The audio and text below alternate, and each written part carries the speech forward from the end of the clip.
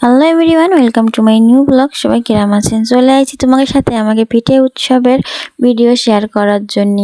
যারা দূরের লোক তাদেরকে অবগতির জন্য জানাচ্ছি, এটা হচ্ছে খুলনা জেলার ডুমুরিয়া উপজেলার ঘোনা গ্রাম, আর এটা ঘোনা স্কুল মাঠ।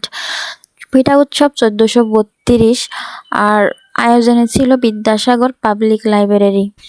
ওই যে মানসি কয় না যে বাড়ির দ্বারের মানুষ ট্রেন ফেল করে আগে, আমাকে অবস্থা হয়েছে তাই। আমাকে কিন্তু যাতে যাতে রাত 10টা বেজে গেল, 10:30 এরকম। বাবু ঘুমাই পড়লেও ওরে টানে তুলে নিয়ে চলে গেছি, না হলে আবার কান্নাকাটি জুড়ে দেবে না।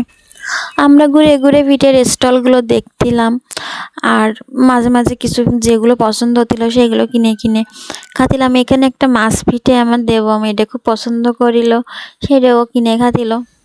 আর হচ্ছে আমরা পুলি পিঠে ভাপা পিঠে 2 পিঠে কিনে খাইছি, কিন্তু আমাকে কপালটাই খারাপ। আমরা আসতে আসতে কত পরে চলে আসছে। আমাকে বাকি যেসব পিঠে আমরা কিনিলাম পরে, সে পিঠেগুলো খুব একটা ভালো ছিল না।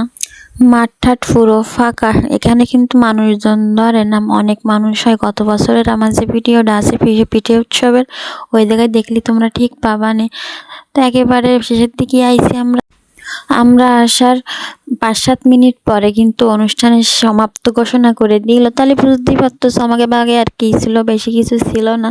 তাই যা ছিল তাই একটু কিনে টিনে খালাম, তারপর একটু ফুচকা টুচকা খালাম। আমি কিন্তু পিঠে উৎসবে আসলে পিঠে চিঠে খুব একটা পছন্দ করিনি, আমার এসব মিষ্টি জিনিস মোটেও পছন্দ না।